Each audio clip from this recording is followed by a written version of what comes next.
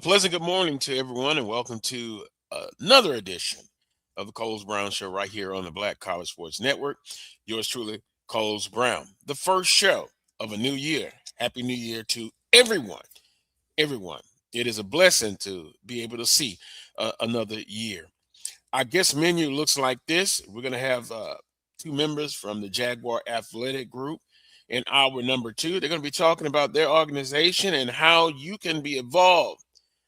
Southern University alums and supporters and fans. So we'll talk with them in hour number two.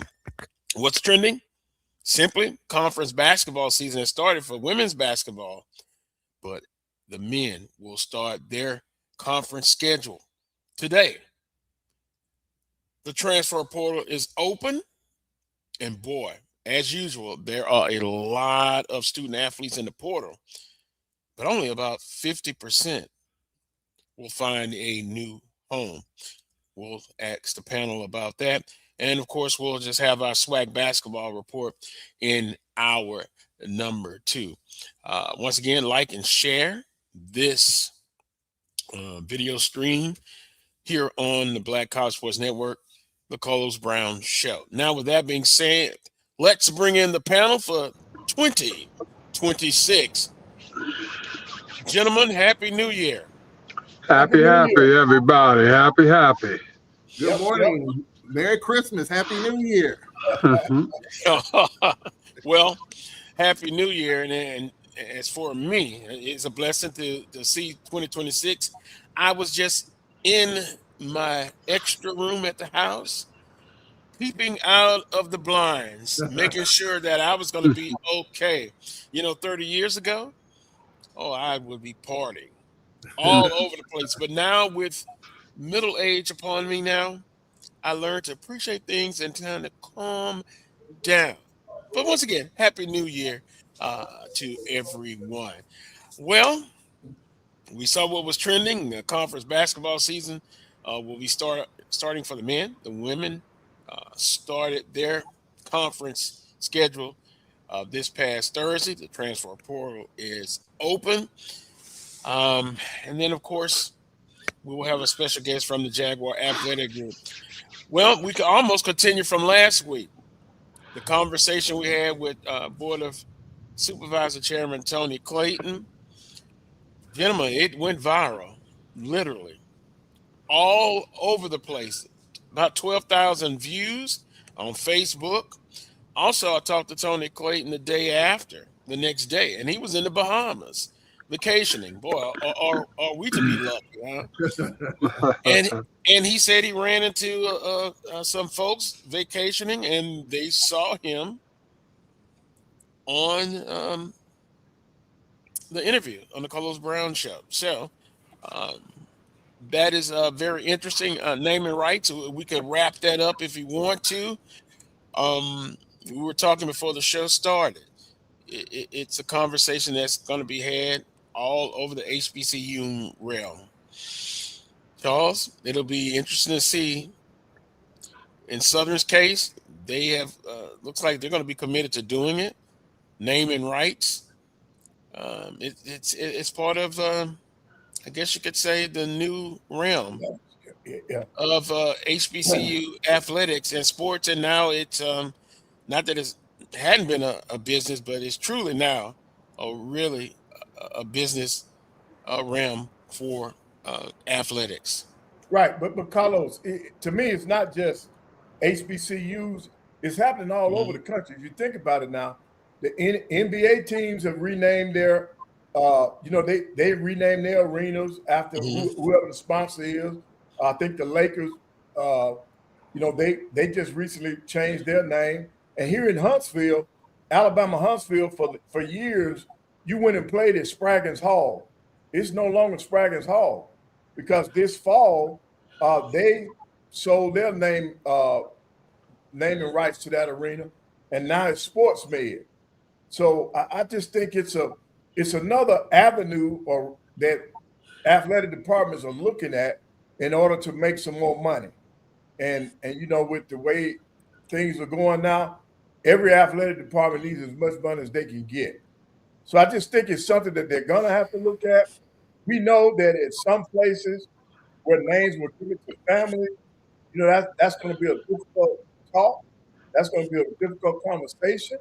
But if the families are in tune to the institutions and what's going on in today's landscape, I think some of them will agree if you know that a name change might be appropriate. So it's just something that is new for us at HBCUs, but it's been going on because Alabama Huntsville, that's a Division II school, and they're PWI, but they see the value in coming up with over $1 million for the naming rights. Charles? Yeah, I mean, I thought it was a really good conversation, an excellent conversation. And Tony Clayton, you know, I appreciate his honesty. I appreciate him coming forward and talking about it. And it's gotten discussion. It's got me thinking. It's had me thinking all week about it. Like, how do you do it? I mean, it's one thing if there's a facility that doesn't have a name, like in Huntsville, Alabama A&M Event Center. You can that is probably an easier transition because it's named after Alabama A&M. But when you're talking about, lights went out here. I think it's a motion thing.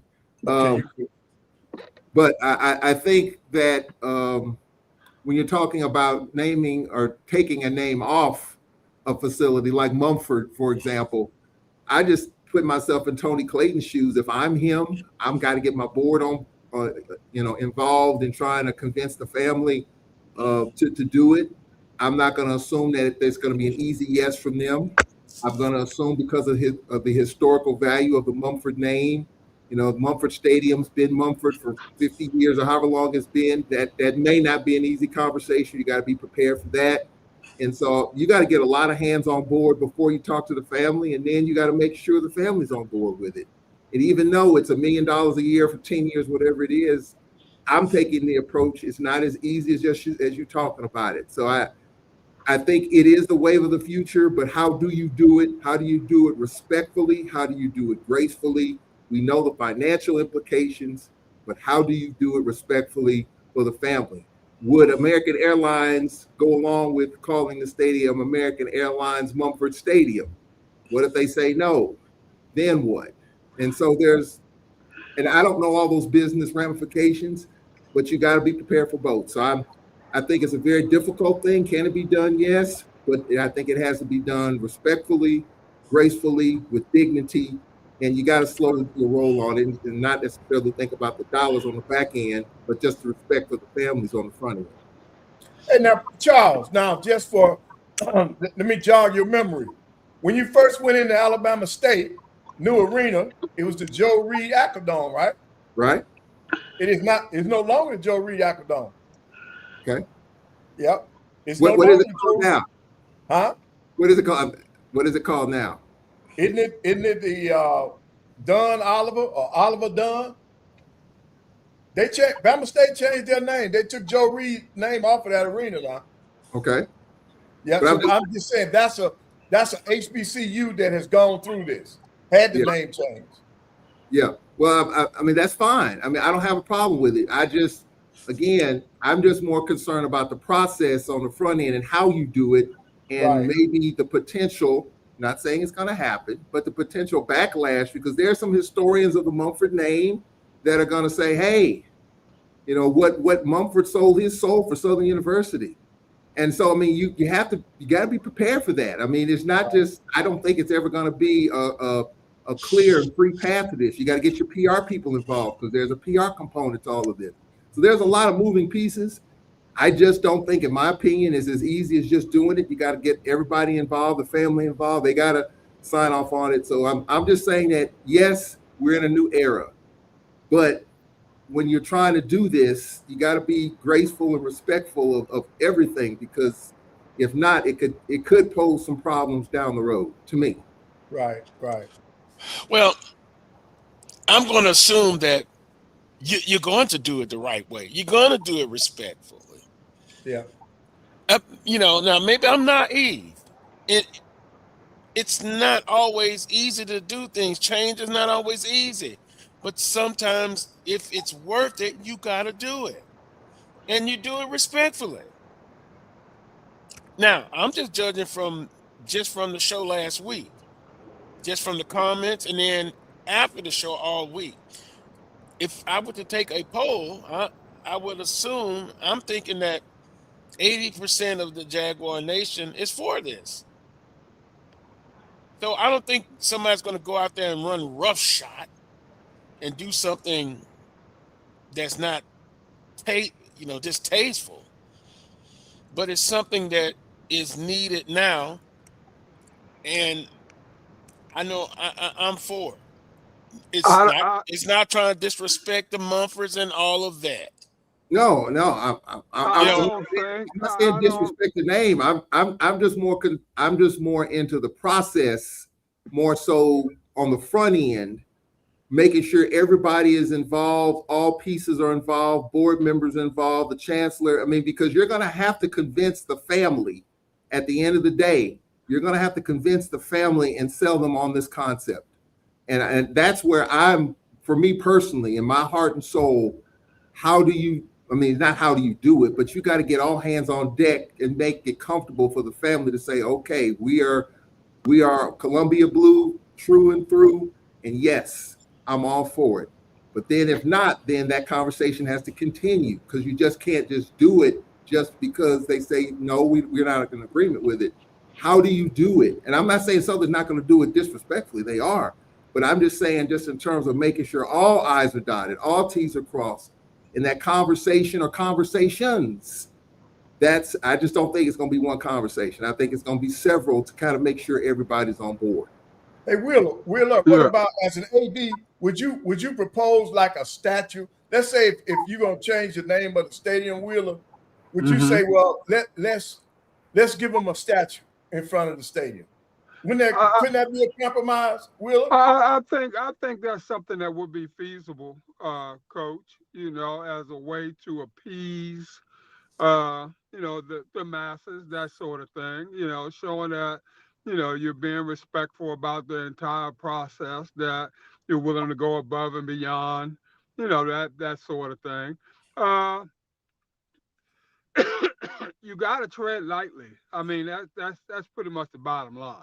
And you got to get all facets involved, from the board of trustees to the families to, the masses in and of itself, surveys. I mean, the whole 9 yards. You got to exhaust all avenues in terms of getting it done.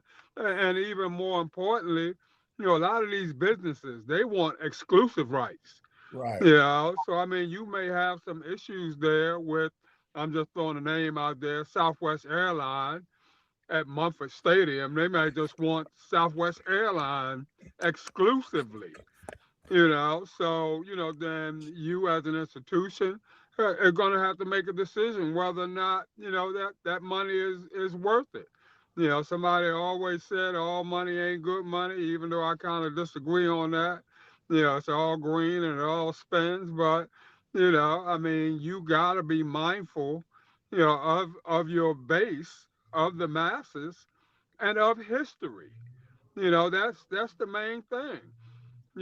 Our schools were founded when there were nowhere else for us to go, la-di-da, so forth and so on. I mean, we have to be mindful of that and respect that in everything that we do, including the financial aspect of it.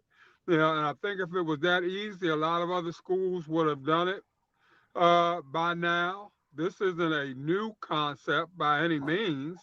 It's getting a lot of airplay now, which is great. And hopefully it's causing some people to think. But you just got to be mindful of it. I'm afraid that let me be careful. We've got to move along, and again, you can do it in a respectful way. Now, Will, you say it's just getting a lot of airtime, and it's not anything new. Nobody's saying it's new, but if it was the case, why hasn't it been done before? Again, I just think our thinking, we can't be stuck in a time warp. You know, we've got to move it along. 20 years from now, we'll be having the same damn discussion. 20 years ago, you had it. You know, when do we mark time and stay in the same realm, or do we move along? I'm for moving. Saying, Carlos. No, That's not what but I'm saying. but this And is I what I'm firmly saying, believe- Willa. And I firmly This is believe what I'm that saying. it hasn't been as prevalent now because it's a difficult and touchy subject. It is. And, you know, those that are or have been or could be involved, you know, understand that or need to understand that, you know, and the need to tread lightly is paramount. It's not about not doing things a new way or the old way of things are dead and gone, that sort of thing. It's not about that, okay? But it's being mindful of your history, it's being mindful of everybody's feelings involved, and it's just that's just it to me all the way around. So, you know, I'm for finding new avenues for revenue. There's no doubt about that. I'm always be a proponent of that, you know. But at the same time, you know, you're not going like you tell a coach not to sell his soul for a win.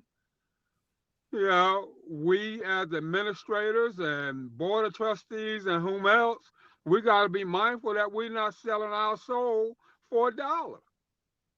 And our soul in this instant is the names that have earned the right to be on a particular building, that sort of thing. You know, that's sacred. And we got to honor, you know, the sacredness of that path. I'm not saying not do it. That's not what I'm saying. I'm saying we need to be mindful of the process involved, you know, and to make sure at the end of the day, we're not hurting anybody in our quest to go forward from a dollars and cents point of view. I'll give you another example, Carlos. Let's say from my alma mater, Grambling. Let's say I think Delta Airlines' original home was in Monroe. Let's say if Delta Airlines wants to put the Delta Airlines Stadium instead of Eddie Robinson Memorial Stadium. I would think it would be so deep to prevent that from happening that the governor might get involved in it and say, you know what, that is not going to happen because this is state property. The governor can make a statement and make a stand. And I think it would get just that deep. So I just think you have to be careful. I mean, there are other ways to do it. And I'm not saying this shouldn't be the way. All I'm saying is you better get all parties involved from Tony Clayton. If every board member, I'm going to go to my board members first. And if they're looking at me funny and if they're uncomfortable with it, before I even present it to the family, I'm not going to take it any further because at the end of the day, if there's problems, the board members, as well as Tony Clayton, if I have to answer to that. And I mean, the chancellor, the provost, the president, I mean, there's so many pieces with that, in my opinion. I might be wrong because I don't know the infrastructure, but if it's me, I'm going to involve everybody in the process. And when the family comes in, I want the family to look at every single administrator from the president to the AD, to the chancellor, to the provost, to the board members. And I want that conversation to include everybody to where they're comfortable with who they're talking to. And at the end of the day, they may say, no, I'm not comfortable with it. Then where do you go from there? So that's just kind of where I am with the process. I don't have a problem with the dollars. I don't have a problem with a 5-year, $10 million deal with Southern University and American Airlines or whatever the company is. But the process is what I'm looking at more so than anything. Coach Pettaway. Well, no, I was going to ask you a question. Carlos, is the field named after anybody? At Mumford State? Pete Richardson Field. Okay. Well, I'm thinking about what they did at the University of Alabama. All right, it's Bryant-Denny Stadium, but you're on Saban Field. And all that is part of the name. You know, so other schools have looked at different ways of incorporating their greats in terms of the coaches and the administrators and still come up with dollars and cents. So that's what That's what we as an institution, as HBCU, we got to look at, because we're the ones that decided we were going to go Division I. To stay in Division I, you got to have money. And you got to look at every avenue to bring in money, because we cannot run our programs relying on ticket sales. It's not there. And Coach Pettaway, I think you got to go into the corporate community. Put all those options on the table. Right. You know, all that is part of your spiel, so to speak, when you're selling the fact that we need to add naming rights, you know, to that repertoire in terms of funding.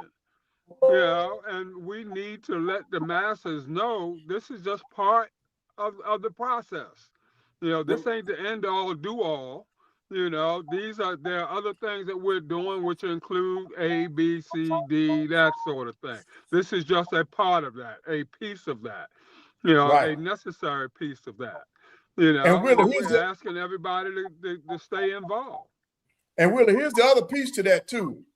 These corporations are just not coming on board, not just for us, HBCU, but they're just coming on board for some of the PWIs when it comes to these corporate dollars.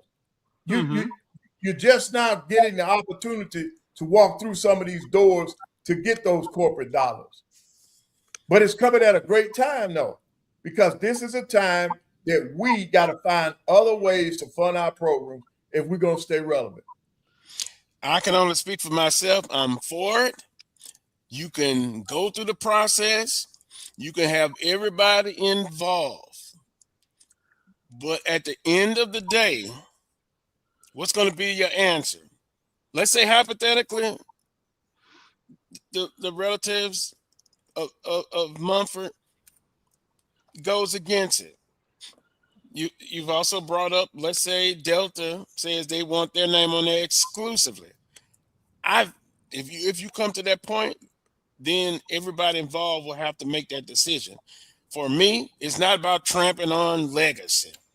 Hell, I'm a history major. I'm a history guy. There are other ways that you can work through this. Get everybody involved, but at the end of the day, what is going to be the decision? And I, as a Southern alum, a supporter, I'm for it. I'm for it. We've got to move forward. I see in the chat room, boy, there are a lot of conversations going. I think we have to be more creative than destroying the legacy of those who paved the path for us to hold this conversation and have the opportunity to do these things. Great time and a great cost. I just don't think you're destroying somebody's legacy. Somebody's name is on there. You cannot destroy A.W. Mumford's legacy. You can't do it. But is it perceived that if you take his name off a facility, is it perceived that way? Can you put it on another facility? Have we said exclusively take his name off? No, I think you can do both. That's just my opinion. How would you feel if it went from the Carlos Brown Stadium to the Carlos Brown locker room? Guess what? I wouldn't have a damn problem with it. No. I'm just saying. You asked me, and I answered you. I'm being facetious, but how would your family members see that when Carlos is gone? 50 years from now, when Carlos is gone. I'm gonna tell you. I'm saying they might not like that.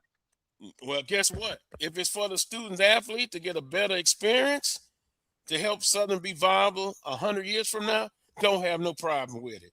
And if they do, and if my family do have a problem with it, that's them. Yeah.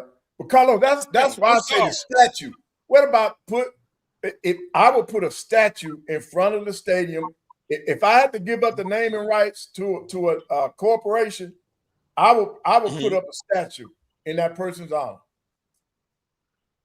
I mean, that you can do. You could do other things as well.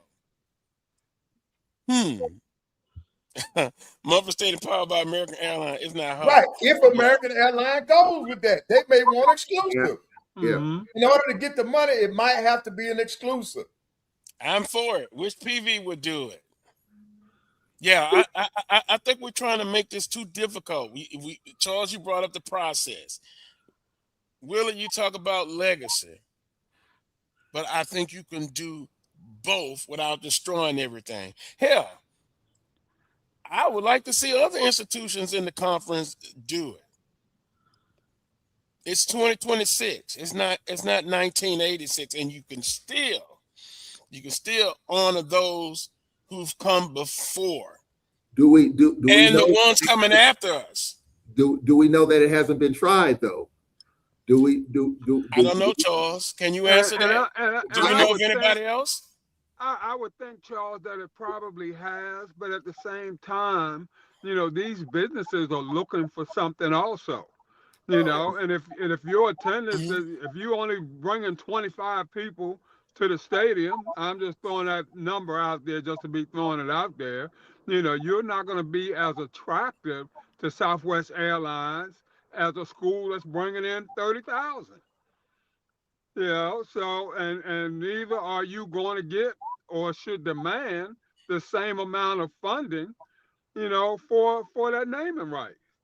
Well, So, you know, a lot of our institutions are small, you know, and they don't have the kind of eyes that a lot of these major corporations and major businesses like to see, you know, so naturally they're not going to be as attractive to the larger sponsors as some of the other ones, like Southern, like Jackson State, like, you know, some of the other larger institutions, that sort of thing. So I think all that kind of plays a cost also.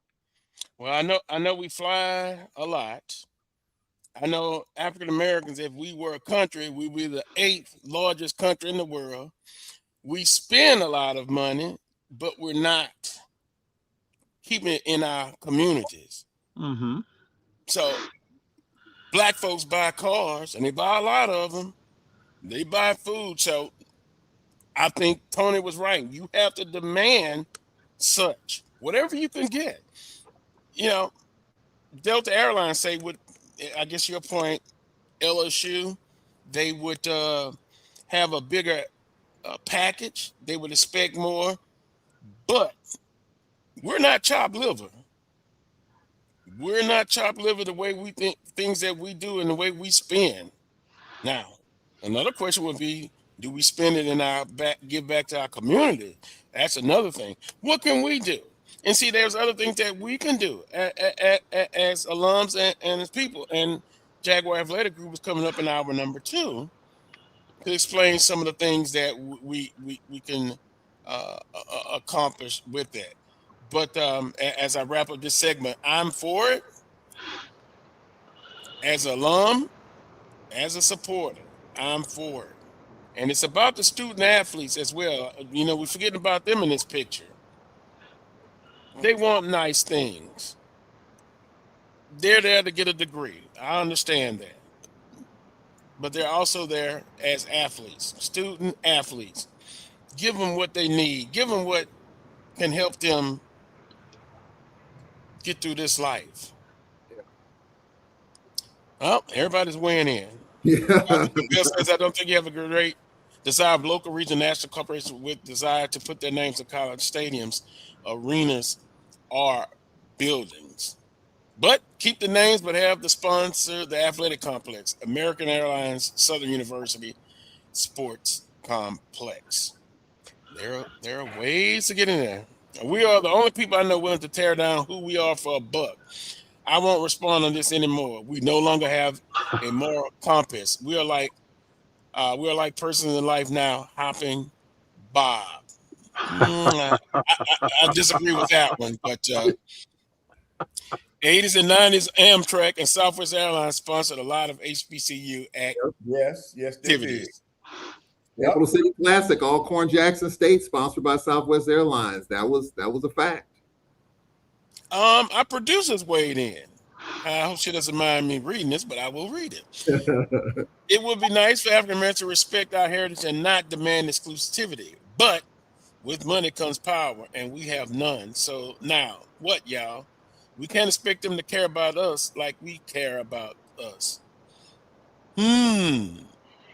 Interesting conversation, but we're gonna have to, boy, we're gonna have to cut it right here. You're not gonna please everybody, Carlos. That's never gonna happen. No, you're not. No, you're not. No, you're not. Nope. But for me and my house, we support. We support what's going on, and whatever I can do to help facilitate it, I'm gonna do it. Hey, I'm Southern University for life. Right, and you got to look at it this way for our athletic departments. We need as much money as we can, because now the name of the game to get players is to have money for them. How else are you gonna get the money? The alumni are not giving you enough money to pay these players. The portal just opened. There are over 4,000 football players in the portals. I think that's just Division I. There's a different number for Division II, division number for Division III. Do you realize how many of these kids not gonna have anywhere to play next year? They're giving up scholarships in hope of getting something better. All of them are not gonna get anything better. Some of them not gonna get anything. They had the best thing that they had going, and they're willing to sacrifice it to try to get something better. So in order for us to survive as athletic departments, we need money, man. Times have changed. They're not just coming because you can spew together some good words sitting in that living room or sitting at that kitchen table with them parents. Those people are looking for money. How do you get the money? You got to explore all avenues. And Coach Pettaway, you know, we're talking about the kids in the portal that not going to have a home. You know, how about all them high school kids, right, that's not going to have a home because people in the portal are getting scholarships that would normally be going to them, a high school recruit. You know, so we're talking maybe 50% of the portal kids not finding a home. It's probably going to be more like 75% when you look at the high school kids who aren't going to be able to find a home also in terms of scholarship. Yeah, we've talked about it before. I've talked to some parents that have that concern. But when you look at it, if I was a coach and I'm not, I know you got to win, and I know you got to win quickly now, but I would have a balanced approach. I still wouldn't forget about the high school kids. You have to recruit some. I think the coaches are doing that in the conference. You remember we had Coach Carlos James on, and he basically, to your point, Willa, he said he was going in the portal. It's just the way it is, and he's not really going for the high school student athletes anymore. But I think you have to be, that's that word again, balance. You got to have a balance. You have to recruit, and for what I've seen with this new staff, they've got commitments from high school kids. The portal opened up Friday. They're going after student athletes in the portal. They're going after student athletes in the JUCO ranks. To me, Coach Pettaway, that's a balanced approach. One size doesn't fit all. Dr. Chris said, will not come out of the many corporations DEI funding in this current environment. Don't get us started on that. And that's why in hour number 2, I'm bringing up an organization who's saying, look, what can we do? Forget about Delta, forget about American Airlines and all of that. But that's fine if you can, but you can't live by bread alone. What can we do to help our universities? And that's what they're gonna talk about. If companies are willing to do it big, and make it worth it, then it should be considered. I do feel like it should have been happened though. Well, see, so when you look at, let's for example, Golden Lion Stadium, or the former Golden Lion football stadium. It used to be called Golden Lion Stadium. What is it called now? Simmons Bank Stadium. And it didn't have a name. It wasn't named after anyone, if I'm not mistaken. So that makes it easier. That makes it easier. It makes it easier. It makes it easier. I'm not against it, Carlos. I'm with you. These are the times that we're in. And I didn't even think about naming rights. I didn't even think about it before Tony Clayton brought it up. So I'm not against it all I'm concerned of someone that's kind of in the media, the PR spin of it, the perception and how you do it, because you have to do it decent and in order. And yeah, there's some families that are going to go for it. They're going to be like, hey, I'm all for it. Let's go. I'm all for the Columbia blue. But what about the ones that are saying, no, and even a statue? Okay, a statue, you can't assume that it's just going to be a kumbaya. Yes, let's go. What if we'll have to have a deep discussion then, brother. We will have to have it behind closed doors. I understand where you're coming from. What if this happens? What if they don't do this? What if they're not in agreement of this situation? But what if they are? Oh, if they are, then that's a very good seamless transition conversation. You get Delta Airlines, you got the families already made their decision, and you go. That's very simple. I'm not saying it's easy, but I'm saying it's one of those where the business part of it, everybody's on board. That's fine. You be prepared to live with your decision. If you make a decision that the masses don't like, which will probably be one of many, that decisions that you make that they don't like, you just try to, grind it out. So at some point in time, like you said, everybody's not going to be pleased with the decisions that you make. Yeah. That from being an administrator, that sort of thing. If the institution is on board and, the board of trustees is on board, the powers that be that are on board, then at some point in time, you go ahead and do what you feel like you need to do and try to keep it moving as much as possible. It sure was. Humphrey said, yeah, it sure was. Yeah. Mm. Yeah. Well, on that note, we're going to take a timeout. Women's basketball started Thursday night. We'll take a look at some interesting game. And I'll tell you what, Prairie View played Southern University tough. I saw the whole game. Watch out for Prairie View. In a few years, maybe even next year, they'll be in the discussion. And then we'll set the scene for men's basketball. Got some good games coming up today and Monday. You're watching the Carlos Brown Show right here on the Black College Sports Network. We shall return.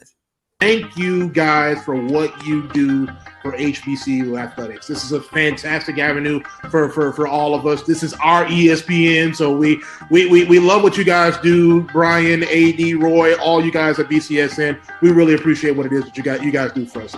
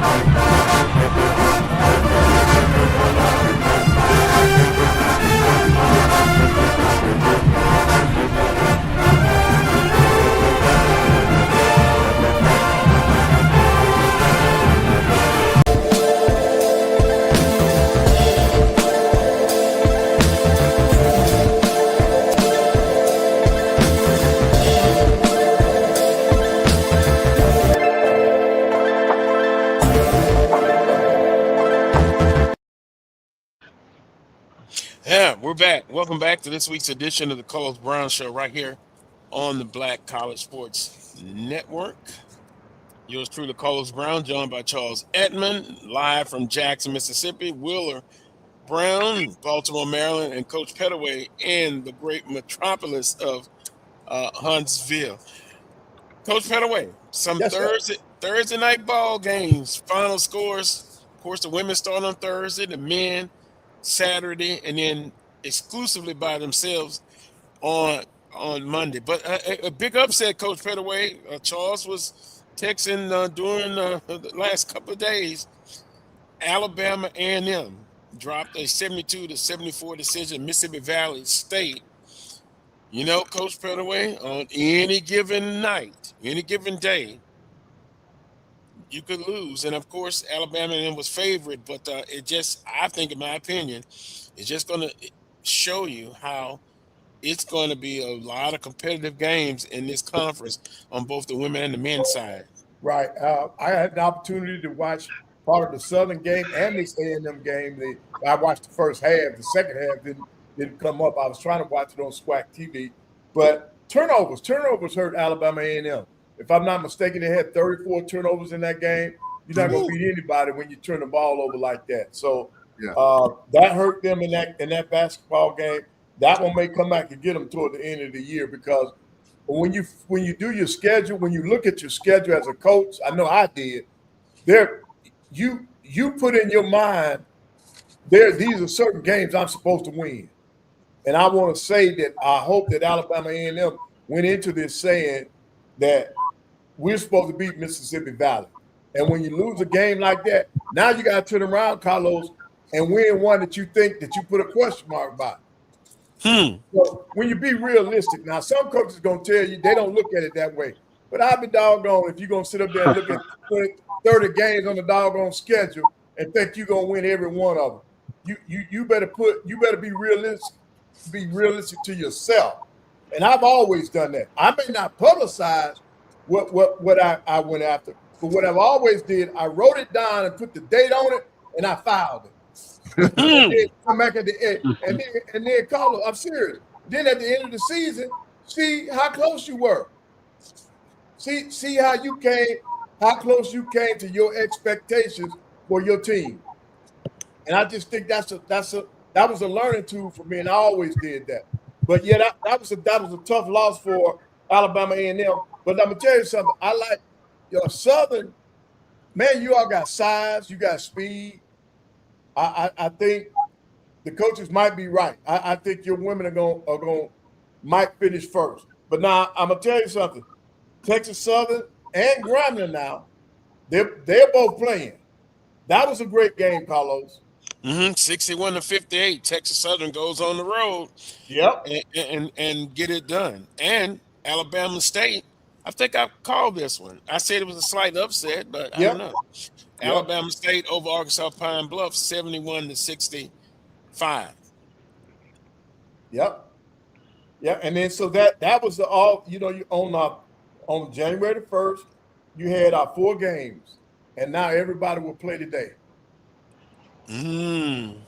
Yeah. Well, Carlos, I was talking with Nate Kilbert, for our pregame, and I asked him about these games on Thursday, and I asked him, was that an upset? A&M losing the Valley, and he said no. He said first of all, it is very well. No, I mean, what he's saying, and I know he's a Valley grad, of course, so you got to add that in there.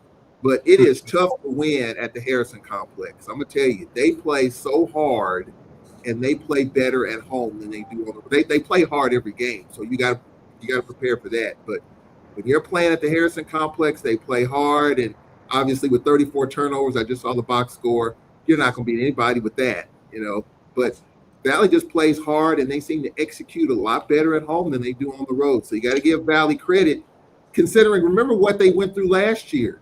The whole thing with that coaching situation and, who's going to be the coach, and for them to get it back together, I think that's a lot about Mississippi Valley. Okay, and then, but Charles, 0 for 6 from 3, and you shoot 55% from the free throw line. Who you going to be? Nobody. And you got 34 turnovers. Come on now. Yeah.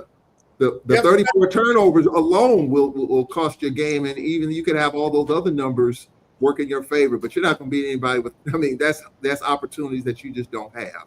So yeah, I mean, you have to give Valley a lot of credit, but for Alabama A&M, I mean, this was a team that had a deep run in the tournament. A lot expected from Don Brown's team, and you know, it's a long season, so there's going to be ups and downs. Every team's going to be in the tournament, and we can have that discussion because that's, you know, some people don't agree with that. We used to have 8, then 10, now all 12 teams are going to be in the tournament. So you're going to have ups and downs. It's just a matter of if you're playing well in March and you get to Atlanta and have a good run like some teams did last year, then you're fine. But this was not a good start for A&M, and I got to give Texas Southern credit for them to go into Grambling to win that game. I got to give him. Coach Skeet, quiet as kept, is doing a really nice job at Texas Southern. You know, I think the lights were big for them in the tournament last year, but they did a nice job. It's not easy to win at the Hobby now. So I give Coach Skeet credit for going into Texas Southern. I mean, going into Grambling and getting it done for TSU. Right, and that was the late game Thursday. I had the opportunity to watch that game. That was the late game Thursday. So, you know, SWAC TV is going to give us an opportunity to see all of these teams, especially when the times are staggered. The only time we're going to have a problem is like today where everybody's at the same time. You know, you can't watch multiple games, but I think it's going to be great. It's going to be a big year in SWAC basketball. If I'm a drop some games, I'd rather lose early than lose later on in the season. You know, if I'm gonna drop something, now's the time. Heck, I would like to. I wouldn't want to drop any. Well, you never want to drop any, but you know, if you have a choice, that's unrealistic. I know. But Carlos and guys, here's a question. Okay, so we all talked about the struggles of our team in non-conference, right? We got one win. Jackson's got one win. Okay. Do we have to remind? Hear me out. Okay, so we're playing this gauntlet of a schedule. Our men getting $1.2 million in guarantees and not a home game. We're the last D1 team, by the way. I hate to say this. We're the last D1 men's basketball team that has not played a home game. Our assistant coach reminded me of that the other day. Shame on them. I didn't know that, but that's it is what it is. It ain't what it ain't. Do you really, Coach Pettaway, and just for everybody, do you think you really know your team right now, considering the gauntlet of games? No. The lopsided score of these games. And here it is, your first conference game in which everyone is paying attention to. Do you know your team a lot at this point, considering you played a number of games? No, you don't, because a lot of stuff that you tried to execute, those kids couldn't do it because they were overpowered. That's why, Carlos, I've always said you got to have a balance, man. You got to have a word again, balance. In your schedule, so that this does not happen. Because now both of these teams are going to go in there and they just got to play it off the hump now, because you don't know what your team can actually do because they've been overpowered in these other games. That's a bad thing, man. That's why you got to have balance in that schedule. Well, as a coach, let me just speak for myself. As a coach, I would want balance so I can figure out what schemes that I'm trying to do, what I'm trying to do, does it actually work? You know, and it's hard to do that when you're going against when your kids are outmatched and they can't run stuff. Yep. And that's why you always want to try to balance that schedule out if you can. You know, you want those kids to experience some success, you know, in the preseason, you know, prior to going into conference play, that sort of thing. And, you know, not bad mouthing anybody or anything like that. You know, the 1.2 million sounds good on paper, Charles. You know, it sounds good, and, you know, everybody's happy to bring the dollars in, that sort of thing. But, you know, that's not balance. You know, that's not balance at all. And the kids are going to pay for it ultimately. And you know what I'm going to say? I'm still looking. I understand about budgets, and it's already spoken for, but man, remember on my wish list, I said, can they get 1%? Yeah. That's maybe far-fetched. Now, how about 0.5%? No. Yeah. Well, I will say this. I asked Coach Morton, brought this up to me. We're talking about the schedule. He really didn't know that we were opening up with 3 straight conference road games. He was focused in on trying to, and when he got the job, there was only one game on the schedule. That was South Alabama. And so the rest of these games he scheduled. But he said if he had known, he would not have played as many of these road games, and he would have played more home games, however way that would have looked. But they still haven't played a home game yet, Charles. No, we have not played a home game yet. No. And the first three gonna be on the road for the conference. This is where the AD and the coach, they gotta have a pretty good relationship. Because now, if you told me I gotta play all my non-conference games on the road, I would have them keys in your hand so quick, man. And I said, you can have this, because it doesn't help me as a coach. It does not help my players. No, you gotta have a balance, man. You gotta have a balance. See, right now, the NC2A is looking more and more at. They put more emphasis on mental health, right? The mental health of those kids is not where it needs to be right now. I guarantee you. They don't know what they can do because they have not had an opportunity to play against teams that they're going to see in the SWAC. So mentally, it's going to be interesting. It's going to be one of the games that I'm going to watch today. I want to see where these kids are mentally. Well, they may come out and have a good accounting of themselves against Jackson. Free at last. Well, here's another point. Nate Kilbert brought it up to me today. He saw this, and I think I saw it too. Do you know that 2 SWAC teams on the women's side have two of the three toughest non-conference schedules in the country? Southern had it first, had them number 1. The Lady Braves number 3. Southern had they cut the lights off on you, Charles. That's the Jackson State people. These are motion lights. I got to stand up here. No. This is what happened. See, when somebody said, Charles, look. Somebody said Charles look good with that blue and white. Charles put the lights out so it won't be blue and white. Travis Jerome just came in here and said, that blue and white looks real good in this backdrop. That's what I can say, but nothing.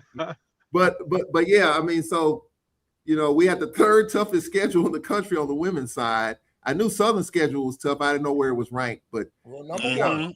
I don't, and again, and I've said this is from what I've been told, that there's really no requirement in terms of what the women have to bring in financially. So Kilbert can schedule whatever he wants. I think next year we got LSU again. I think next year we're going back to Destin for another tournament down there like we did this year. To me, like, do we really know our teams considering the gauntlet of games that we played? Coach Pettaway answered it. How long does it take, though, guys, for us to really get to know our team? Does it take a third of the schedule? We got 18 games. Does it take 6 games, 7, the first 2 weeks? At least 3 or so. At least 3. Yeah. If not 4, at least 3. Yeah. I agree. But just 3 or 4 games. Yep, just 3 or 4 games would be enough. Okay. But I'm thinking, Coach Pettaway, let me put it this way. Do you think some coaches would say, I kind of know my team now? For example, Southern picks up 2 back-to-back wins against Arizona and Houston. Right. Very, very surprising. I'm going to be honest. I thought those would be 2 games that probably they wouldn't win. But guess what? They got it done. Now, they lost to Baylor, but Baylor was a better team than Arizona and Houston. I believe Arizona and Houston were picked in the lower half of the Big 12 conference. So I guess, again, my question, Coach Pettaway, do you think some coaches would say they do know their team? I understand what you said. Well, yeah, I mean, they've seen their teams come back, play some basketball against better competition. Yes, from that standpoint. But if you got a young team, because I think somebody just put it up about Texas Southern. When Texas Southern was playing all those games like that, they were doing it with transfers. They weren't doing it with high school kids. They were doing that with grown men who had already been through the gauntlet. So that's why Texas Southern used to be able to put together that when Mike Davis was there. Mike he only got transferred. You didn't see Mike with freshmen. So when you got older kids, mentally, they can handle things a little bit better than a high school kid. So in that instance, Carlos, if Southern has a good mixture of players, you all had the nice returning group, and then Carlos went out, Coach Fontes went out and brought in some various pieces to go with it. So yes, he does know his team because he has the right experience on that bench in terms of his players to play a schedule like that. And you got to look at this too now. He had balance. Funches played home games. He didn't play all his games on the road. No, so, but he played. Yeah, but they've had a couple of home games, and Coach Pettaway Southern over Prairie View 70-55. I say this: Prairie View and the young lady, I think her name is Young. She came in and really played well, and I could see the potential and the growth in Prairie View. And remember, you said a couple of years ago, Arizona and Houston, they know of Southern, but they don't know Southern like Prairie View does, if that makes sense. Because they're in the conference, and I thought Prairie View came out. They took Southern's shot at first. They bounced back, and Southern was a better team, and they moved on, and they won the game. But doesn't a conference team know their opponents say better than those outside teams? Right. Because especially it's the same coach, because you know their philosophy, you know some of their tendencies, that kind of stuff, and you know the personnel. Because I think we're talking about in relation to the competition, not that coaches don't know their team, because you know your team, but in relation to the competition, when you're playing above your head or trying to play above your head each and every night in the preseason, then you're going to be doing some things that you probably won't do, come conference season, or if you're playing somebody of the same caliber from a talent point of view. So I think we're talking about in relationship to the competition. Yep. Well, it's been tough. I looked at the records prior to the show. It's tough, even on the men's side. Southern has 4 victories. They could have had a couple of more, but Washington lost in overtime. They had some teams of equal value, talent-wise, program-wise. But when we look at it, I think it's going to be a competitive season.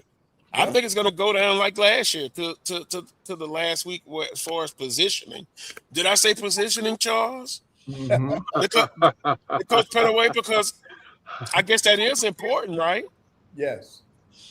But all teams are going to participate in the conference tournament. And remember, we had a guest, John Grant, said that was great from a marketing standpoint. But I still don't like it. Yeah.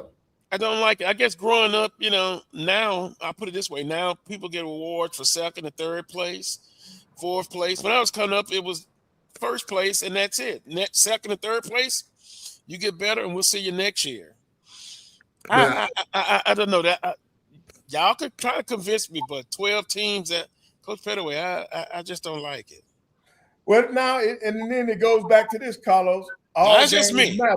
All games matter. So you got to be ready to play. Now it's conference time. All that other stuff that happened in preseason, forget it. It's a new season. This is the season that you came in for. You want to win a conference championship? Every team still has that as their goal right now. Yeah. But I also think, though, with the tournament, with all teams in the tournament, of course, if you're playing for a regular season title, if you're in that cut, you're in that cut.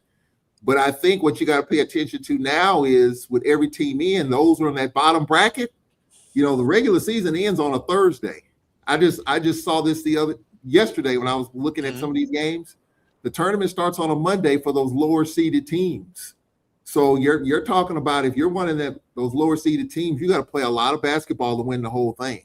Do you want to be in that situation, where your season ends on a Thursday, and then you got to hop on a bus or a plane Saturday to go to Atlanta and get ready to play, and then you got to play again the next day. I mean, the way the brackets are set up, do you want to be in that position? I wouldn't if I'm a coach. I want to be in a situation where I can avoid that. So I think that's something to pay attention to later.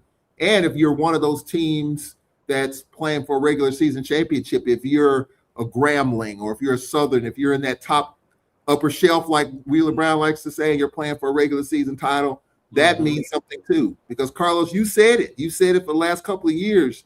With every team in, what does the regular season mean?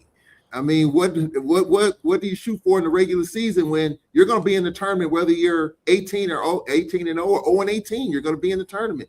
So what does the regular season mean? I'm trying to put that together in terms of if you're at the top, it means something. If you're at the bottom and you want to avoid all of those games in Atlanta, there's something to play for too. Well, that's a simple discussion, Coach Pettaway.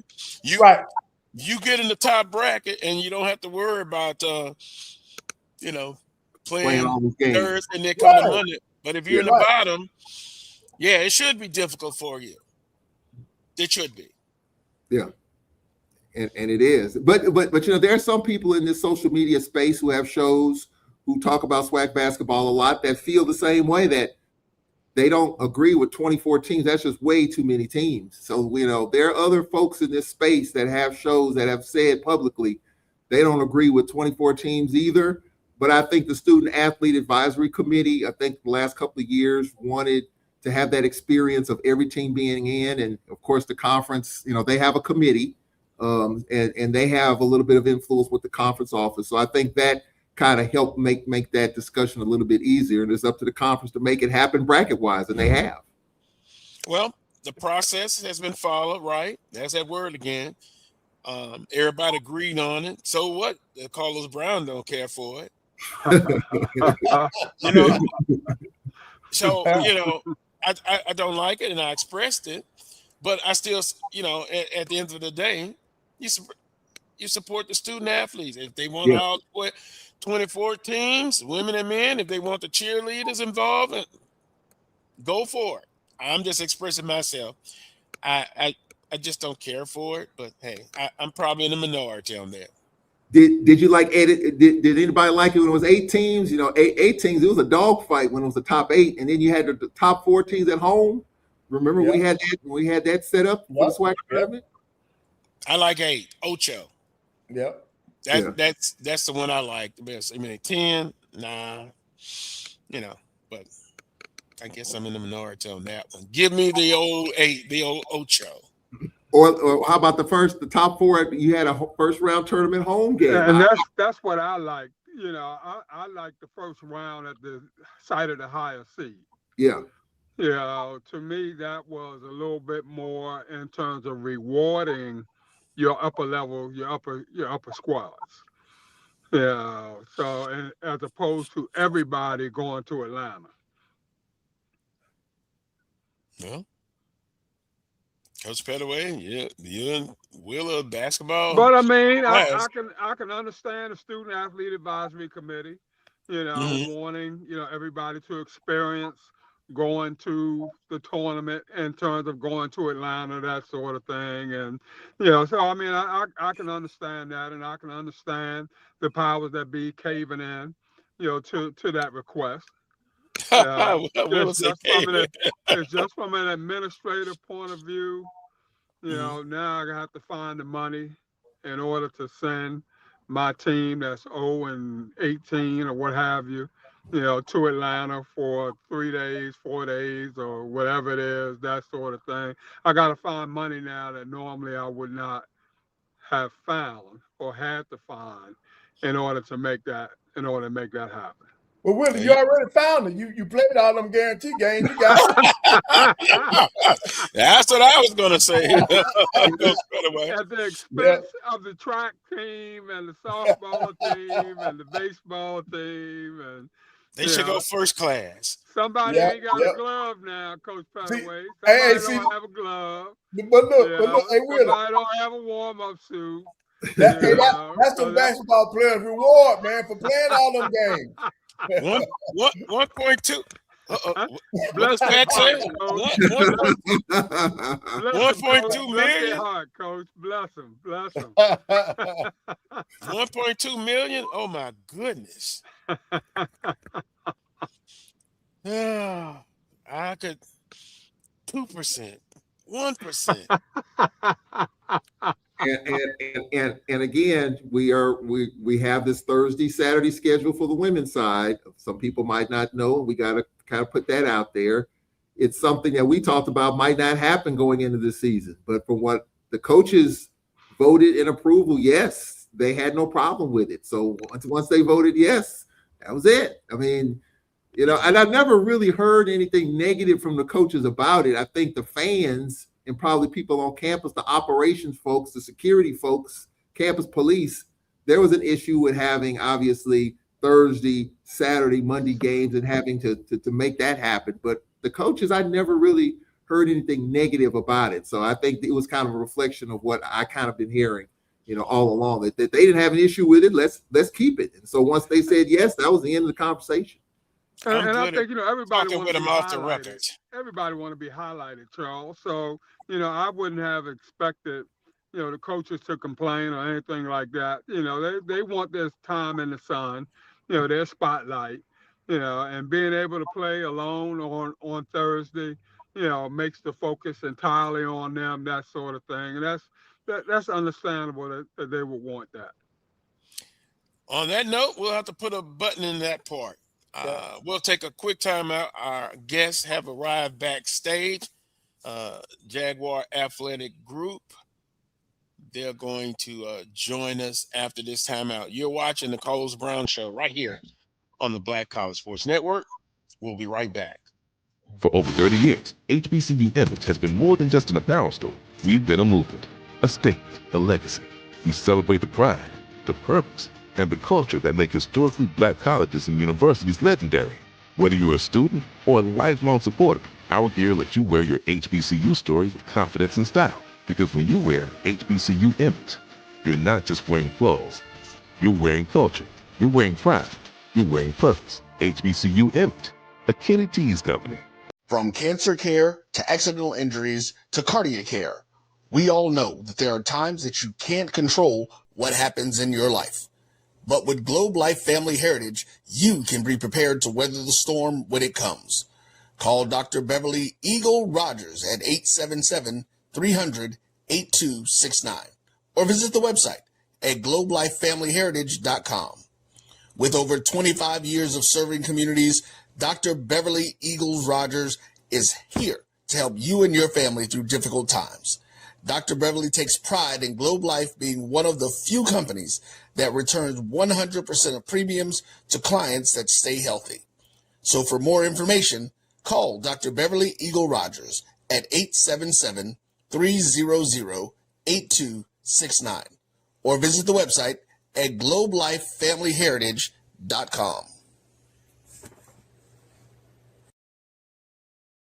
Are you hungry for authentic Caribbean food like jerk chicken, oxtail, red snapper, shrimp, tofu, and rasta pasta? Well, find your way over to Mango's Caribbean Restaurant, 180 Auburn Avenue, right next to Royal Peacock in downtown Atlanta. Them belly full, but we hungry. Mango's Caribbean Restaurant, open daily from 11 a.m. to 10 p.m. And on Friday and Saturday, we're open till 4 a.m. Come to Mango's and put some spice in your life. So we've got a good thing going.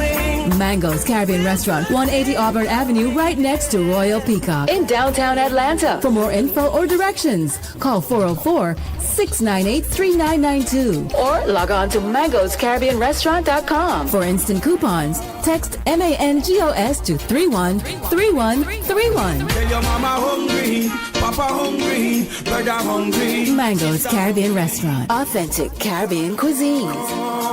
Open up the door, tell them mama hungry. It's the 37th annual Zora Festival. It's in Edenville, Florida, Saturday, January 31st and February the 1st. On Saturday, the all-white party tribute to Frankie Beverly with May's guitarist Jubu. Bread, Sunset, and Taisha Williams. And on Sunday, the Line Dance Party Live with Jeter Jones, Mike Clark Jr., and Boss Lady Coco. Tickets available at zorafestival.org.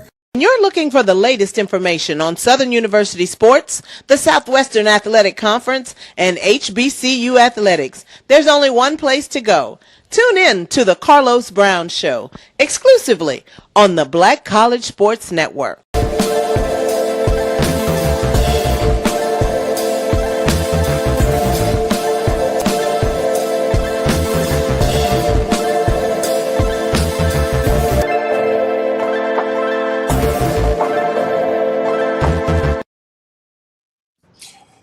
Welcome back to this week's edition of the Carlos Brown Show right here on the Black College Sports Network. Yours truly, Carlos Brown, joined by Willa Brown and Coach Vann Pettaway. Now, our special guest, a member of the Jaguar Athletic Group. Let me see if I can get this name right. Janera, that's the way it was typed. But she's going to join us from the Jaguar Athletic Group. Good afternoon. Did I pronounce your first name right? Janara. Janara. Okay. Yes. You did. You did a good job. And also, Daniel Morris. I think he's going to join us as well. Let's see. Okay. Well, I think maybe he's having trouble getting in. The audio, I think the audio, there was some audio issues, but I think he should be in. Daniel. Oh. Danny. That's Can y'all I hear was me? calling Danny. Yeah, yes. Yes, Yes, good sir. Can you morning. hear me? Yes, good morning. Yeah, we can hear you. Hello. Can you hear us? I can. Daniel, can you hear us? Log out and log Hello. back in. Yeah, we can hear you. I don't think you can hear us. Yeah, Hello? Daniel, we can hear you. Okay, log out and then log back in. Because I don't think you can hear Hello? us. So Yeah. we can hear you. Yeah, we Can can you hear hear me? you. Yes, can you hear Yes. us? Hello. Okay, tell them to log out and log back in. All right. Janera, good afternoon. Well, we'll start off with you. Yeah. Jaguar Athletic Yeah. Group. Talk about the history of the organization and when it started. So we started the group. Danny founded the group. Started probably in 2022, prior to getting our 501c3 paperwork and everything together, and then officially in 2023 we became a full nonprofit. But we've been raising and kind of raising money, raising funds, and talking to people since about 2022. On and off, but really started getting serious after we got the 501c3 status. So the history of the group actually extends a little bit further back, because there was a group of individuals that started Jaguar Athletic Fund prior to us. We got with them, kind of spoke with them about, creating the group, and then we got busy with working and started doing various things for the athletic department. Not major things, but like small things around 2022, 2023. But really got out into social media and everything, and out into the public more in 2023. So that's the history of us as well. Now, you're not how can I put this? You're a separate entity, right? Correct. From the other foundation, I guess, with Southern University. But your purpose of the organization, or what's the purpose of the organization now? Our overall mission is athletics. Okay, that's the first thing. We are separate from the actual university, in that we don't put the funds into the foundation. So we're completely separate in that aspect.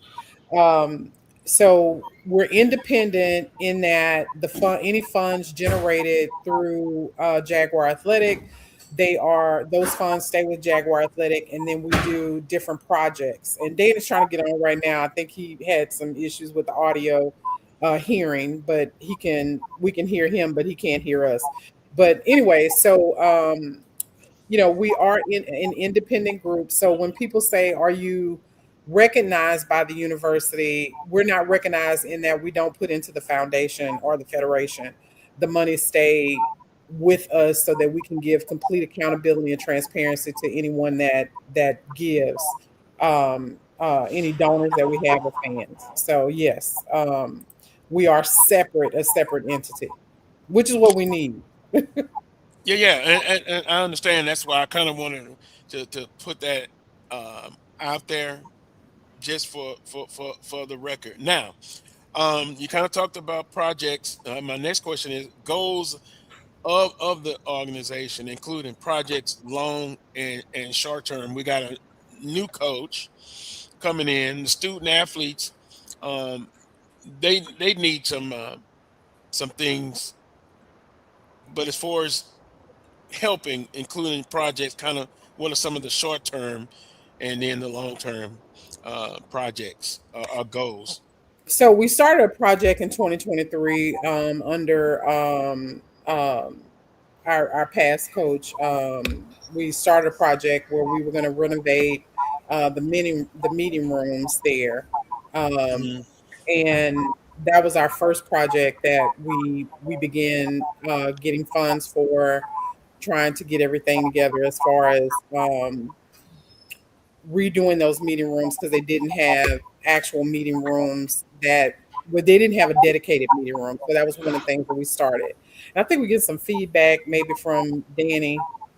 I don't know if y'all can hear that, but anyway, so we started that project, and we have never, like, they started talking about the roofing and everything there was a leak. We were going to begin trying to fix that, giving monies to fix that, and then to renovate that whole meeting room to give the players a space. Our son played for a while, and we saw the conditions there. That's not where we started. We started before that. We kind of saw the conditions there and what they were dealing with. So we said, okay, hey, we can start with that small project until we can get more funds to do additional projects. But that was our short-term goal for undergrades. Now, with Coach Falk, we don't know what his game plan is with renovations of facilities, but we're here to help with that. So whatever we can do to help with that as well. Danny, don't y'all get nervous because I'm a woman talking about athletics now. No ma'am. No ma'am. Don't y'all treat me differently. No ma'am. Title IX is appreciated. It's appreciated. But Danny is here finally, so I'm gonna let him take. Hey y'all, how y'all doing now? Yeah. All right. Long time no see. Former offensive lineman for Southern University. Oh yeah, long time ago. Yeah. Well, being a former athlete, you kind of know you've been through under Coach Richardson, and you've been involved with, I guess, with the program. What do you want to add on to the conversation about the Jaguar Athletic Group? Well, the Jaguar Athletic Group, again, Janar's already said everything, but we started because we saw a need for having our athletes actually get service and get the things that they need. Mine goes back to 1993 playing for Coach Richardson, but additionally, when I was a strength and conditioning coach, there are some things that would happen that I wasn't able to control. I would go and ask for different things, and we just weren't able to get them. And so I looked back at that and I said, the easiest way to get things done is actually have things donated to you. Right. So our thing is to make sure that we actually get athletes what they actually need. Janar said we previously worked with Coach Graves to try to get, I wanted to do a players lounge, but he said he needed a meeting room. So we went, we got with the architect, we got everything drawn up. And so we want to make sure that our athletes have everything that they need. And we figured that the best way to do it was to be able to actually give it to them and do these projects. But the way to do these projects, we had to figure it out. So eventually we met with the attorney from Tiger Athletic Fund over at LSU, and he gave us the blueprint to get everything done, get the 503 status, make sure that we're able to actually do things the right way and put things where they should be, so that when we do projects, we don't have issues. So that's the reason why we got started, because we just saw that there was a need and there was an actual way to actually do it and get it done faster and get it done better. Right. Hey, Daniel, let me ask you something. Is the athletic group for all sports or just football?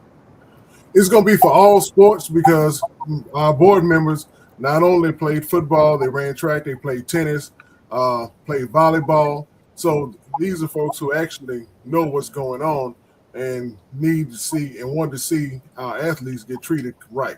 But one thing that we all know is football is the driver of everything. Football is where you make your money for all the sports that don't generate revenue.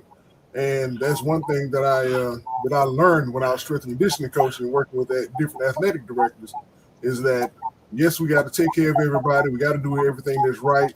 We got to give everybody their time, but you got to make sure the engine that drives everything is taken care of. And so that's the reason why one of our first projects is to do something for those football players, to try to get them something that they can be comfortable in. And then as you generate more, and then as the athletic department themselves, which is separate from us, generates more funds because they have better facilities for the athletes, then that allows them to be able to put more money into those other sports. So that's the reason why we always looked at trying to do something first for the football team, then we can generate things that can take care of all of our other sports. Right. Excellent question. You kind of, I'm sure, heard about last week, Board of Supervisors Chairman Tony Clayton was on, and I kind of went back and looked at some of the comments, and he said we need to talk, and I think he was referring to Jaguar Athletic Group. Where's your relationship with the university, as far as, you know, your separate entity, but you're trying to do things to help the university? Where's that relationship with you guys? Oh, we have a relationship because let's see, maybe last year we were just on the call with the athletic director and some other different groups, trying to put different things together. So it's relationship is fine. I know Coach there. He was with basketball when I was strength and conditioning coach, and like I said, have no problem working with anybody. So like I said, we know the chairman of the board, knows some board members. So our thing is being working with individual coaches. We worked with Coach Dawson when we were dealing with Southern Football Alumni Association, bought different things for them. Strength and conditioning coach, the current, well, I don't know if he's still there or not, but gave us a list of things that he needed. So working with that athletic department is something that we've done continuously. And we know a bunch of those different members of the board and everybody in the athletic department from working in the athletic department all those years ago. Well, here's a pointed question for both of you. Mm-hmm. Will there be a meeting or get together with Tony Clayton and I guess the athletic chair committee members in the near future? We're open to it. There was a comment by Chairman Clayton, said he wanted to give us a talk earlier this year. So I believe that there is something forthcoming. But we've always really just dealt with the coaches, and of course, all of us know each other. So it's not an issue of whether or not we doing things that no one knows about, because we've done this before. Back when we were doing, we would always do a meal at Rose Hill Church for the football team every year when they came back right before camp. So we've always been doing these type of different things. So that's why, we don't have a problem with working with anybody or any. Yeah. Yeah, I understand. I guess I'm trying to not be a mediator or the point guard, but it's for the student athletes and all parties involved. And also, I think last week something was brought up on the show. You have, uh, Janera, a lot of different booster groups. I think Willa brought it up, if I'm not Mhm. mistaken, about getting them all maybe on one accord, one umbrella to help the student athletes. What do you think about that?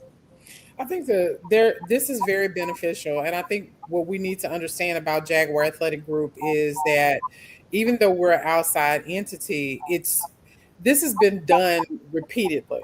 Like Mhm.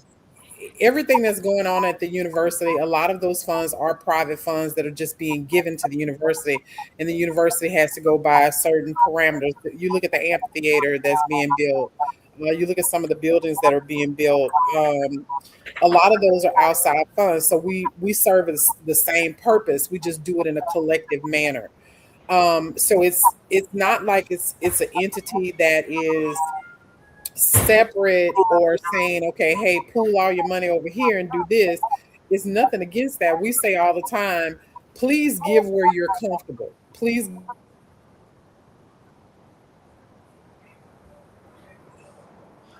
Okay. Yes. She said, "Give where you're comfortable." Uh, Danny. Yes. That's what we always feel because everybody needs to give wherever you're comfortable. If you're comfortable with Jaguar Athletic Group, give to Jaguar Athletic Group. If you're comfortable with Quarterback Club, give to Quarterback Club. If you're comfortable just giving to the Foundation Federation, you give wherever you're comfortable. But our thing is to make sure that whatever dollars you give to Jaguar Athletic Group, you're actually able to see it because we want to make sure that you feel comfortable and that you will keep on giving because we all have to pool everything together to be able to make these $1 million donors. So, like I said, we always believe that everything works for the good as long as we're always working and pulling in the same direction.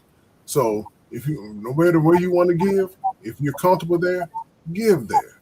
All right. But our thing is to make sure that we have everything set up the way all the other groups do it. Tiger Athletic Fund, 1400 Club at Jackson State. All these different groups have everything set up where it's outside and then they can do everything that they need to do at the university. Because once you start getting bogged down and you got to go through the bidding process and all these other different things, then you get things that you don't need. So that's our thing. You see all these stadiums being built, all these different locker rooms being done.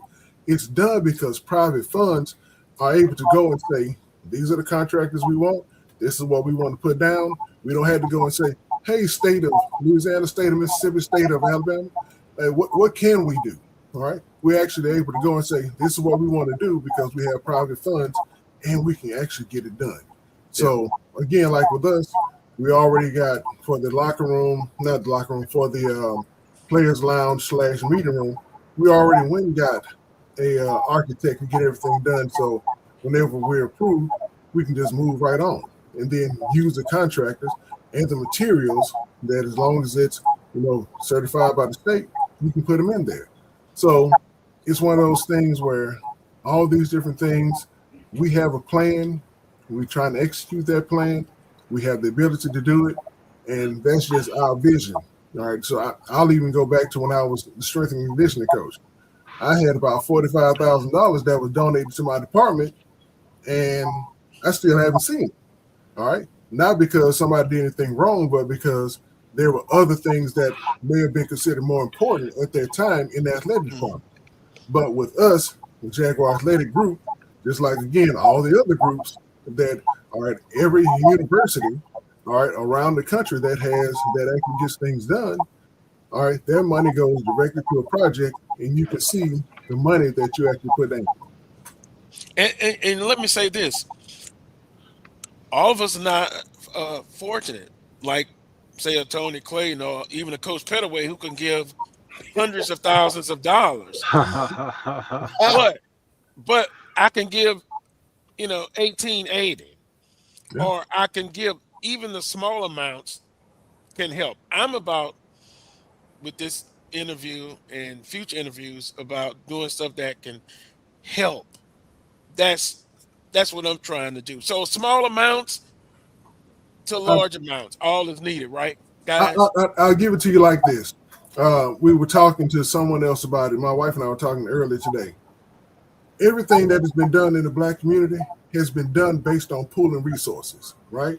Mm-hmm. Let's think about Baton Rouge. All right, Baton Rouge. Then we also had the bus boycott in Baton Rouge. We had the bus boycott in Alabama. All right, everybody pooled their resources together, right? And they were able to move mountains. So you don't need $1 million donor, right? All you need is a bunch of donors who can make up that $1 million. All right. So again, if you give $18.80 a month, right, basically $20 a month, it's $225 a year, right? And if you just look at the amount of alumni we have 100,000 alumni, right? So if every alumni gave $18.80 a month, in 1 year you have $22 million, right? So it's not like you need. I mean, it'd be great to have a bunch of $1 million donors just throwing money in, but if you can pool all the resources that you have, that's when you can really come in and do the work. Because again, if you look at Jaguar Athletic Fund or all these other ones at Texas A&M and all these other schools, guess what they do? It's not the $1 million donors that make all the difference all the time. It's the people who've never even gone to college who give their $50 a month to each one of these groups. All of them together keep the lights on, keep all the things moving. And it's great when you have that $1 million donor, right? But when you have millions of dollars that get pulled in just from the average Joe, every month, that makes all the difference. Again, everything that you see that's done is usually done collectively, right? So that's the reason why we say if we pool everything together, that's when we can make a bigger impact, because it's going to be consistent. Again, sometimes people don't have $1 million to give, but people always have $20, $25 to give. All right, because again, you think about, I don't tell people how to spend their money, but you think about all the times we go and we might spend $20 at a Starbucks, $20 at any little place. When if you put $20 in your pocket, by the time you get home, you don't know where it went, right? But you could take that same $20 and actually put it somewhere where it actually make a difference. Well, makes it grow. Well, Carlos, I got to get ready for my pregame, but I want to say to Daniel, you're exactly right. When you're kind of on the outside of it, when you talk about the bidding process, at our radio station, I can't order anything that's over $5,000 without getting 3 bids or 3 quotes. That's it. But you don't have to go through that process. You can get whoever you want to get as long as it conforms with the university standards, which I think you can agree with. So I would definitely agree that with private funding, you can do whatever you want to do. Coaches' salaries are funded with private donations, as we see all over the country. So I think that's an important aspect. Thank you so much. I agree completely with you. All right, guys, I got to get ready for the pregame. Go Braves. All right, good luck, Charles. All right, good luck. Yeah, I think with all the alumni groups, the key is to give. The amount is not the issue. The key is to give back. That's what we got to get more ingrained into our students, our graduates. Just give. The amount is not the issue. Give. Yeah, you're absolutely right. And now, I'm good at playing devil advocate. So sometimes even my budget director, she may be listening. A little devil's advocate. What are some of the things you're going to hear? You got to be transparent, right? Is that the number one thing you hear? Well, I don't trust. How do you address that? Now, I know some of that is directed at actual foundation, Southern University, and athletics. But guys, how do you push back on that? Well, our transparency has been. We just did a drive for December 31st. Making $100,000 in 31 days, 100,000 in 31 days. Yeah, that was our drive. And so each day we would put out how much we made from that drive. And we saw it reflected in the university as well. The university, at the end of their drive, they ended up, which we had never seen before, they ended up putting out how much they had made in that day. And so it forced transparency, it forced accountability, and that's where we are. You know, we're the thing about Jaguar Athletic, we want you to know where your money is going. If you give $10, we want you to know that $10 went towards this. And so we hear about transparency and accountability as far as the university is concerned. A lot of that information is public information anyway. It's just you don't see that those funds have gone towards specifically athletics. And why is that? The same thing Danny just said. You know, sometimes those funds are used in different spaces, and we may not know what it's being used for. We don't think that there's anything that is going awry or there are issues. Some people think that that's the conspiracy theory. But what people need to understand is when we're dealing solely with public funds, when you put that money into the university, it becomes public funds. And so there is accountability, and that money can be used anywhere unless it's restricted. The point of private funds is when you give private funds, you say, hey, this is where these private funds are supposed to go. This is what we're doing with them. And they're earmarked. There you go. So that's the benefit of having this collective with these other organizations as well, with alumni. If you're uncomfortable with giving to the university, give to a private collective that can say, hey, this is where your funds are going. So yeah, we hear all kind of things. We don't know who you are. We don't know, even though we're all over the place, you can see us everywhere, and people come and tailgate with us. They do all kind of stuff with us. They see us at Bayou Classic. That's one thing we donate every year through Bayou Classic by getting kids tickets to the game. This year we brought kids to the game this year, put them in suites, did all kind of stuff. So you may not, if you're uncomfortable, and this is what we hear all the time, I'm uncomfortable because I don't see transparency, I don't see accountability, then give to a private collective where your funds, you will see your funds and you know where your funds are going. So that's kind of the things that we hear. Danny, I don't know. No, I completely agree. And the thing about it is, when we tell you that we're going to do something, then we have to do it. All right. So that's one thing that folks don't understand. All right. If they say I'm going to build X, Y, if I'm going to build a locker room. All right. But then that locker room has to be built. All right. If we say we're going to put money towards a lounge, put money towards meeting rooms, well, then you got to actually see that. And so for us, that's our whole thing. All right. We have funds. We have things that we can do. Again, like I said, we're working with Coach Graves to get everything done for the meeting rooms. And with the new coach, we just kind of meet with him and meet with the athletic director and see, hey, can we go ahead and finish what we had already started? Because again, we already have all these things, and the best way to be transparent is to do what you say you're going to do. And so for us, like I said, once we have funds in place, we have donors who donated, nice bits of change. And until we can, get everything lined up with the coach and say, all right, we can go ahead and get started, well, then that money doesn't move. And then we can show money's still sitting there. All right. So again, we're not with the athletic department, we're not with the university. Whatever specifically we say we're going to do, that's what we're there to do.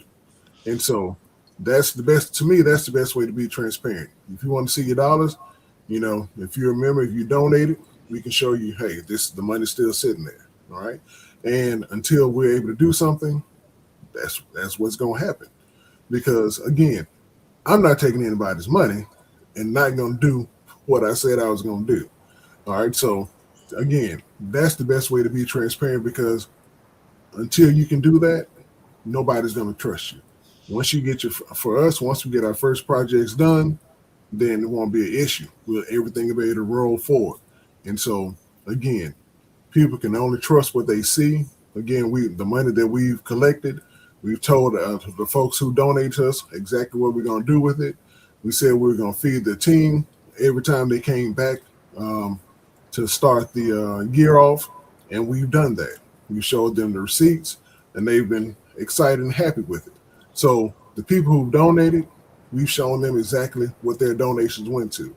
All right, they've seen all the different things we put out on the tables, all the different things that we've done, and so those people are happy with us. So we're just going to continue to do the projects that we have slated, and then once we're able to actually get that lounge done, I don't think anything else will be an issue. Well, we're definitely going to have a follow up. I'm inviting you to come back and excuse me, and kind of give us an update on how things are going. I'm hoping that the meetings with the people of influence that will happen in the new year. My final thing is, if you want to invite someone to join, how they can help, talk about that, and then we'll follow this up in the upcoming weeks. We'll have you back on again. Jannar, on that one, we have our website, Jaguar Athletic Group, that you can go to. We'll put that in the comments. I don't know how to do that. Jannar does, but you can go to Jaguar Athletic Group, and you can www.jaguarathleticgroup.com, and you can see all the things, all the ways you can donate. We're opening up to where we can have our volunteers come in. We'll also post the next Zoom meeting we have. We had our last Zoom meeting on December 21st. For all those who are interested, we'll post again when our next Zoom meeting will be, so that we can not only have people come see what we're doing, but actually also join and volunteer, because again, we love to have money, all right, but we're also going to do donations in kind. So once we're in our projects, you'll be able to see, sometimes we'll have where you may be able to purchase a couch, or purchase weights, or purchase something that one of the folks from the athletic department has come to us and said that they need. So again, because like right now, I still have a list from Coach Moore. If he's still going to be there, we'll disseminate that list. So if you want to buy certain things that are on the list that he needs for the weight room, you can do that. All right. So we're just going to be a way to facilitate all the different things that can be done, because again, we're here to make sure that the athletes get what they need and get what they need to be great on and off the field. All right. So that's where we are. And again, JaguarAthleticGroup.com. Come check us out, and you'll be seeing us post and do a whole bunch of other stuff, and then see us moving as well. On that note, appreciate both of you. See some comments coming in. Please make sure I get an update when I donate. Yeah, I'm going to donate as well. You'll get an automatic receipt, and you also get the letter which has the 501c3 information on it. So whatever you donate, you actually get your tax credit for. I think I should do that, and I will do that. You know, I'm not blessed like Willa to have a whole lot of financial money, but hey, I can do something. Hey, I gotta walk it like I talk it. Yes, sir. Let me say one last thing before you go. We ma'am. really want to express to our fans, our our alumni, our donors, we have to become revenue earners for the city of Baton Rouge as well as for Louisiana. And I think we could talk about that later, but this is a big issue with, how we generate funds and how the legislature will give funds back to us. We have the school across the river. They're generating funds. They're generating revenue for Baton Rouge. We only generate through homecoming and through Bayou Classic. We got to get more. And then we'll get more. And then we have to start this collective with giving in the privatization. We have to start that. So, we push our fans, our alumni, all of them to start giving, because once we become big revenue earners within Baton Rouge and Louisiana, people see us more corporations will give. Tony Clayton is talking about these naming rights. We have to be earners and pushing out money to those to Louisiana and Baton Rouge so that we can get those things. So I just wanted to throw that out there before we end it. Very important, and like I said, we're going to follow up on this. We're going to invite you back again real soon, and I would like to see at least a monthly update between this show and the group to kind of provide the information for the people. I definitely want to thank both of you for coming on. Enjoy the rest of your weekend. I'm heading up to the basketball game immediately after this show. So, as always, go Jags. But appreciate you. Thank you. Thank you all so much. All righty. Members of the Jaguar Athletic Group. And see, Coach Pettaway, I'm just trying to give back, trying to be a mediator to get people together and get things done. We're not going to agree on everything, every issue. Heck, you can look at this show and see we don't agree on everything.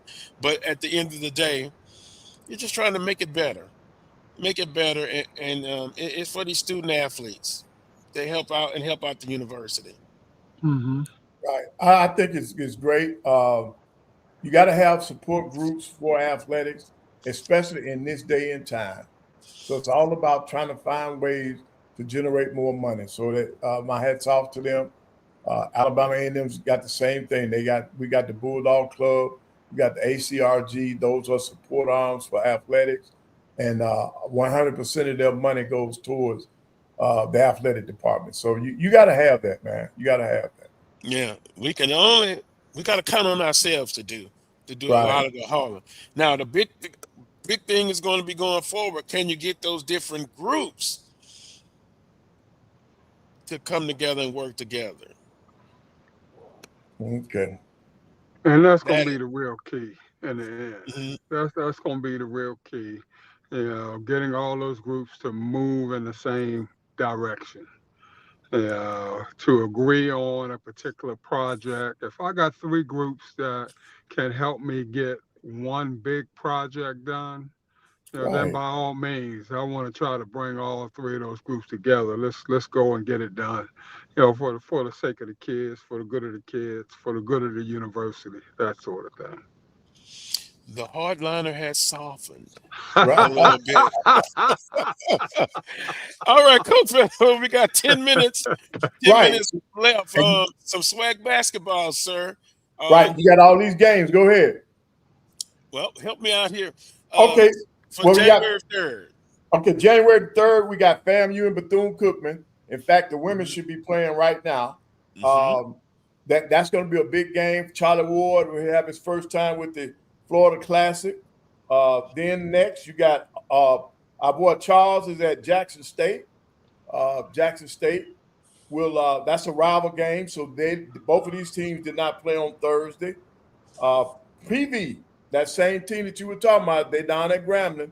These are 2 of the teams that's going to be a great game on the women's side. And then when you look at it, I'm gonna do the women first, and then come back and do the men. And then Texas Southern women will be at Southern today at 2:30, and Alabama A&M will be at Arkansas Pine Bluff, and Alabama State will be at Mississippi Valley.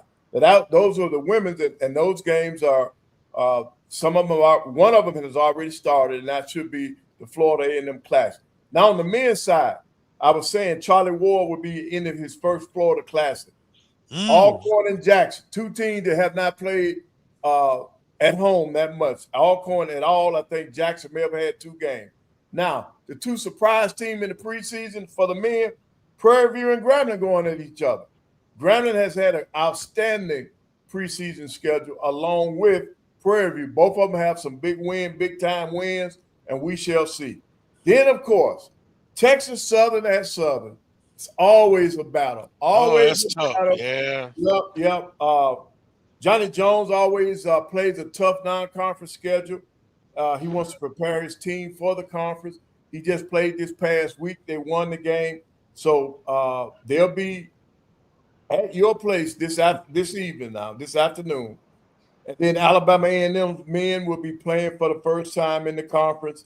They'll go against Arkansas Pine Bluff, and Alabama State's going to have to go down to Itabena. What game do you like the best today, Carlos? Ooh, boy. Prairie and Grambling. That's going to be a good game.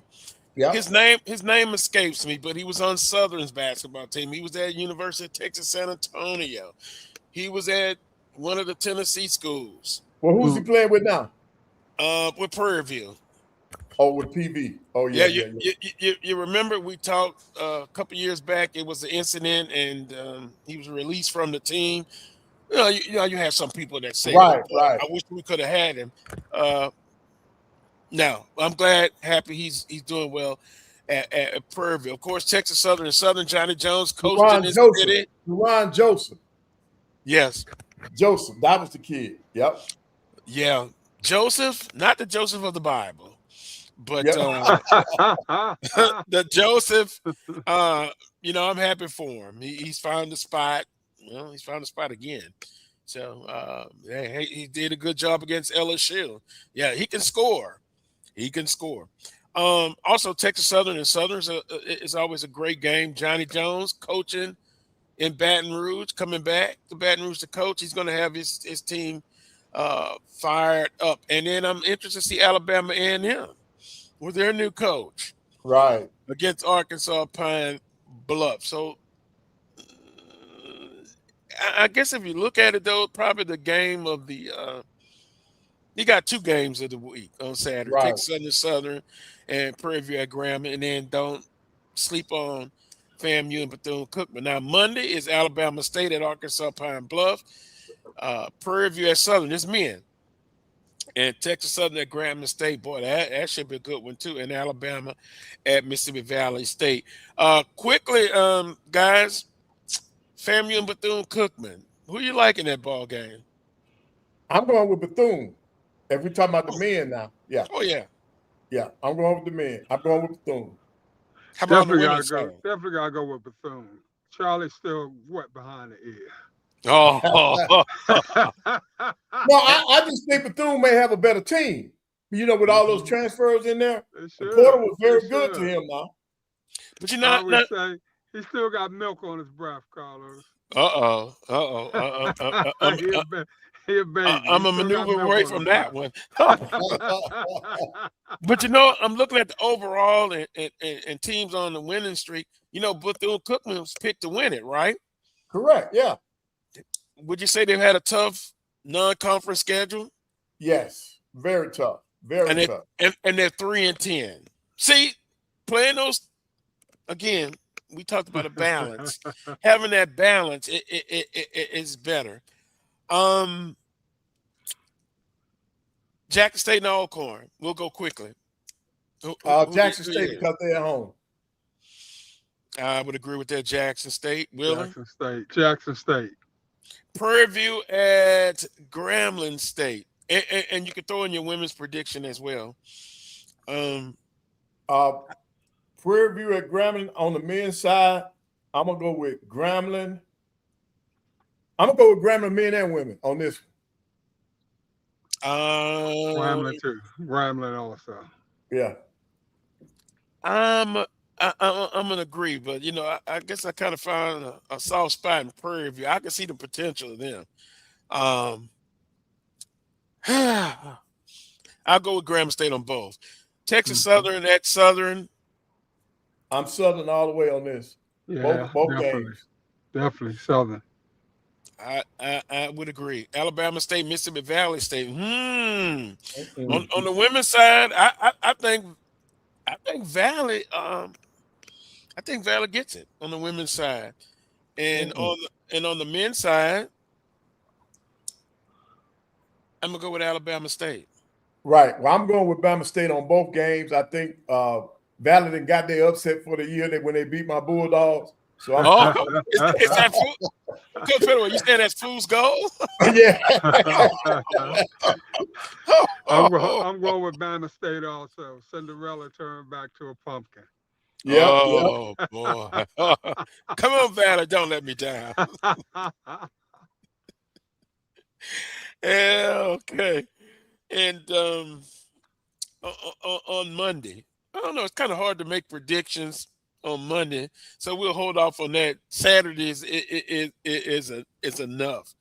But it'll be competitive, as we stated before, throughout the conference schedule. I think it's going to be a dogfight. Both Right. both But on the women's Carlos, side and y'all the men's gonna have side. a big game Monday now with Prairie View coming in there. That's not Yeah. gonna be an easy game. They got size. I've seen Prairie View a couple times this year. Man, he long, man. Those kids play hard now. Remember, And- LSU took the game from them. Well, to me, Coach Pettaway, LSU is not one of the top teams in the conference. But Prairie View and the young man you just mentioned, how is he going to be coming in Coming back. Monday against Southern? Because I'm sure some bad feelings. He's probably going to be fired up. And for Southern, I want to see who's going to be that consistent second scorer. It's gonna be interesting. It's gonna be interesting. Mhm. And Southern has a player that's fourth in the nation in scoring. But boy, teams found out about him quick. Yep. Coach Pettaway. He's seen a lot thrown at him. That's why I say who's going to be that second consistent scorer. For And Southern University. and now you do know that the kid from Prairie View that transferred in, he leading the conference in scoring at 22 a game. And Michael Jacobs for Southern is averaging He was 20 points a game. Wait a minute. Say that again. Michael Jacobs averaging 20 points a game. Oh yeah, he slipped a little bit because he was averaging 24. Right. And then the boy we were just talking about, Teron Joseph, he leads the SWAC in scoring at 22 a game from Prairie View. That's going to be the challenge. Throw everything but the kitchen sink at him. Yep. I'm a defensive guru, Coach Pettaway. Yeah, we're gonna take the ball out of his hand. We gotta reduce his touches. That's right. Can't stop it once he get it, so don't let him get it as many times. Deny. There we go. Yes. All righty. Want to thank everybody for tuning in. We're on the minute mark. Want to thank our producer, Melanie. Also in the chat room, continue the conversation. I'm getting the entourage ready. They're already ready. I'm headed to the FG Clark Activity Center to check out the women and the men. I'm going to be excited. I hope I don't get tossed out the arena, but I'm going to be sitting right behind the basket. So in case they have to come get me, because I'm going to be verbal. I want to see a good, clean call game. Coach Pettaway, I'm still not happy with 3 officials. And if I'm going to lose it, I'm going to lose it if the guy under the basket doesn't see the play and he refers to the outside official. I'll tell you now, I'm going to lose it. I'm going to lose it. I got you. Happy New Year to everyone. We'll see you next Saturday at 11 a.m.